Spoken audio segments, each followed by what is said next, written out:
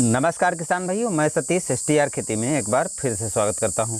किसान दोस्तों, जो हम धान की नर्सरी डालते हैं उसको हमें डालने के पहले किन किन बातों का ध्यान रखना चाहिए, क्योंकि बहुत से किसान भाई लगातार गलतियां करते हैं। बाद में इतनी अच्छी नर्सरी नहीं तैयार हो पाती है या नर्सरी रोगग्रस्त हो जाती है, जिसके कारण यदि रोपाई भी कर देते हैं तो पौधे का अच्छी तरह विकास नहीं होता है और उत्पादन सीधे सीधे कम हो जाता है। तो आज की वीडियो में दोस्तों ऐसे हम 8 चीज़ें बताने वाले हैं जो अक्सर आप लोग गलतियां करते हैं। यदि आप इनको सुधार लें या सही तरीके से करें या करना ज़रूरी समझें तो आप निश्चित ही बिल्कुल स्वस्थ और अच्छी नर्सरी तैयार कर पाएंगे। कौन कौन सी चीज़ें आपको ध्यान रखनी है और कौन कौन सी चीज़ें नहीं करनी है, चलिए हम आपको डिटेल से बताते हैं। पहला काम दोस्तों आपको ज़रूरी करना है बीज उपचार। बहुत से किसान भाइयों के मन में सवाल आता है, जो हम मार्केट से सीड्स लेकर आते हैं, मार्केट से जो सीड्स लाते हैं वो पहले से ही उपचारित होता है, तो क्या हमको दोबारा उपचारित करना चाहिए? हाँ दोस्तों, दोबारा आपको उपचारित करना चाहिए, क्योंकि जो मार्केट से आप पैकिंग बंद सीड्स लाते हैं वो केवल इसलिए उपचारित किए जाते हैं जिससे पैकिंग में वो ख़राब ना हो। क्योंकि यदि पैकिंग की जाती है और कोई फफूंद यदि पैकिंग के अंदर चली जाती है तो वो जमाव को प्रभावित करेगी या बीज को ख़राब कर सकती है। इस पर्पज़ के कारण जो है बीज को पहले से ही ट्रीटमेंट कर दिया जाता है। लेकिन जब आप नर्सरी डालने जा रहे हो तो उस समय आपको दोबारा उपचारित करना ज़रूरी है, क्योंकि कोई भी दवा बहुत लंबे समय तक अपना असर नहीं रखती है। तो आपको समझ में आ गया होगा कि बीज उपचार करना क्यों ज़रूरी है और किन परिस्थितियों में आपको बीज उपचार करना है। बीज उपचार करने से बहुत से फ़ायदे हैं। मिट्टी वाले कीट जो होते हैं, फफूंद जनित रोग जो होते हैं, बीज जनित कीट होते हैं, मिट्टी जनित कीट होते हैं, तो इन सब से आपकी फसल जो है नर्सरी बच जाएगी। तो बीज उपचार ज़रूर करना है। दूसरी चीज़, रोगग्रस्त वाले खेत में, यानी यदि आप लगातार किसी एक खेत में नर्सरी डाल रहे हैं तो उसमें आपको लगातार नहीं डालना है। बहुत से किसान भाई जहां पर नर्सरी डालते हैं रेगुलर उसी खेत में उसी जगह पर नर्सरी डाला करते हैं। इससे दोस्तों एक सबसे बड़ी जो कमी आती है कि रोग बढ़ने के चांस रहते हैं, क्योंकि एक निश्चित क्षेत्र में जो चीज़ हम लगातार जिस फसल को उगाते हैं वहाँ पर कुछ बैक्टीरिया, कुछ जीवाणु, कुछ कीट ऐसे उत्पन्न हो जाते हैं कि जब वो फसल अपने राउंड में आती है तो उसको सबसे अधिक नुकसान पहुंचाते हैं। दूसरी चीज़, एक ही निश्चित क्षेत्र में लगातार नर्सरी डालने पर खरपतवार भी अधिक उगते हैं। तो जहां तक संभव हो कि आप स्थान बदल दें, एक साल दूसरी जगह डालें तो दूसरी साल आपको जगह चेंज कर देनी चाहिए, जिससे रोग भी कम लगेंगे और खरपतवार भी कम उगेंगे। तीसरी चीज़ है मिट्टी और क्षेत्र के अनुसार उपयुक्त किस्म। इस बात का भी आपको ध्यान रखना है कि आपके क्षेत्र में मिट्टी कैसी है, क्षेत्र कैसा है, बरसात कैसी होती है, कम अवधि की किस्म उपयुक्त रहेगी, लंबी अवधि की या मध्यम अवधि की। तो उस अनुसार आपको वैरायटी का भी चयन करना है, तभी आप अपने क्षेत्र के अनुसार अच्छी पैदावार ले सकते हैं। चौथी चीज़ है 3 साल से पुराना सीड्स आपको नहीं लेना है। जी हाँ दोस्तों, यदि आप लगातार घर का सीड्स यूज कर रहे हैं तो संभव हो तो आप 3 साल बाद सीड्स को ज़रूर बदल दें। वैसे दोस्तों यदि आप मार्केट से नया सीड्स लें, फिर आप हाइब्रिड सीड्स ज़रूरी नहीं है, देसी सीड्स या रिसर्च सीड भी ले सकते हैं, अच्छी पैदावार वो भी देते हैं। तो घर के सीड्स का चयन करने से बेटर होगा कि आप मार्केट से सीड्स लें। कम से कम तीसरे साल तो आपको सीड्स ज़रूर बदल देना चाहिए।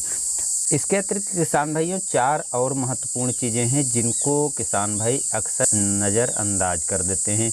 जैसे ऊपर की 4 बातें आपको ज़रूर करना है, वैसे ये भी चारों बातें आपको ज़रूर करना है। यानी रोगरोधी प्रजाति का चयन करना है। इस बात का ध्यान रखना है। बहुत से किसान भाइयों के बस मन में ये पड़ जाता है कि ये वैरायटी काफ़ी बढ़िया उत्पादन देगी, सबसे अच्छा उत्पादन देगी, तो उस बेस पर केवल वैरायटी को ख़रीद लाते हैं आँख मूंद कर। वो ये नहीं देखते हैं कि इसमें कौन कौन से रोग से बचाव हो सकता है या कौन से रोग लगते हैं, क्योंकि धान की फसल में बहुत से ऐसे रोग लगते हैं, यदि वो लग गई तो आपकी पैदावार तो बड़ी दूर की बात है, उसमें बिल्कुल फसल ख़राब हो जाएगी और कुछ भी आपका नहीं बचेगा। तो अच्छी प्रजाति का चयन करें, कम से कम रोग वाली वैरायटी ही चुनाव करें। इसके अतिरिक्त जो छठी चीज़ है ये भी किसान भाइयों बहुत महत्वपूर्ण रहती है, ख़ासतौर से नर्सरी के मामले में। तो ये बात है दोस्तों, जो खरपतवार है नर्सरी में काफ़ी अधिक उगते हैं, जिससे नर्सरी आपकी कमज़ोर हो जाती है। तो खरपतवार उगने से रोकने के लिए आपको इस बात का ज़रूर ध्यान रखना चाहिए, जिस क्षेत्र में आप नर्सरी डालने जा रहे हो कम से कम 15 दिन पहले उस एरिया में सिंचाई कर दें, यानी पलेवा करके छोड़ दें, जिससे खरपतवार पहले उग जाएंगे और बाद में आप अच्छी तरह जुताई करके उसकी इसकी अच्छी तरह मचाई कर दें और मचाई करने के बाद नर्सरी डालेंगे तो खरपतवार काफ़ी हद तक कम उगते हैं, जिससे आपकी स्वस्थ नर्सरी चलेगी। क्योंकि खरपतवार उगेंगे तो खरपतवार नर्सरी डालेंगे तब भी आपकी नर्सरी ख़राब होगी, और यदि आप नहीं डालते हैं तब भी आपकी नर्सरी ख़राब होती है। तो ये भी उतना ही महत्व रखता है जितना कि अन्य बातें। सातवीं ये भी दोस्तों बहुत ज़रूरी है, बहुत से किसान भाई इस बात को फॉलो नहीं करते हैं, तो बहुत से किसान भाई अपनाते हैं। यानी जिस खेत में जब भी आप नर्सरी डाल रहे हों तो सीधा ना चल करके आप उल्टा चलें। सीधा चलने से होता क्या है कि आप बीज पहले बिखेर देते हैं, उसके ऊपर आगे जब बढ़ते हैं तो पैर के नीचे बीज दब जाता है, जिससे बीज का जमाव वहाँ पर नहीं होता है, और जो मात्रा आप सीड्स तैयार कर रहे हैं, नर्सरी तैयार कर रहे हैं, उसका जमाव कम होता है और पर्याप्त नर्सरी नहीं निकलती है। तो उल्टा चलने पर आपकी ये समस्या का भी समाधान हो जाएगा।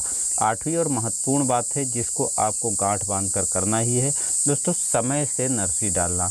अब समय से नर्सरी डालने का वैसे अच्छा समय जो है आपका 15 मई से लगा करके और 15 जून तक होता है, यानी 1 महीने का समय होता है। लेकिन इसमें आपकी कौन सी वैरायटी किस अवधि की है ये काफ़ी मैटर करता है, क्योंकि लंबी अवधि के जो 150 से 60 दिन का समय लेता है धान, उसकी आप नर्सरी 20 मई तक हर हालत में डाल दें, तभी आप उसकी समय पर रोपाई कर पाएंगे और अच्छी पैदावार ले पाएंगे। मध्यम अवधि में जो पकने वाली किस्में हैं उनको 5 जून तक आप डाल दीजिए, जिससे रोपाई समय से हो पाएगी। समय से रोपाई होगी तभी आप अच्छी पैदावार ले पाएंगे। कम समय में यानी बहुत जल्दी जो पक कर तैयार हो जाती हैं वैरायटियाँ, उनकी नर्सरी आप 10 जून तक या 15 जून तक भी डाल सकते हैं, क्योंकि वो बहुत कम समय में 105 से 10 दिन में तैयार हो जाते हैं। इसलिए आप लेट भी डालेंगे तब भी आप उसकी समय पर रोपाई कर पाएंगे। तो किसान भाई ये थी कुछ 8 महत्वपूर्ण बातें जो आपको नर्सरी डालने के पहले ज़रूर अपनाना है, जिससे आप अच्छी और स्वस्थ नर्सरी तैयार कर पाएंगे। आशा करते हैं ये जानकारी देख करके जान करके आप इन बातों का ध्यान रख करके ही इस बार नर्सरी डालेंगे। और वीडियो कैसा लगा दोस्तों हमें कमेंट में बताना मत भूलिएगा, और लाइक शेयर आप ज़रूर कीजिएगा, और चैनल पर नए हैं तो सब्सक्राइब भी कर दीजिएगा। ऐसी जानकारी के साथ हमारे साथ बने रहने के लिए ज़रूर सब्सक्राइब करें। मिलते हैं नए वीडियो में। धन्यवाद।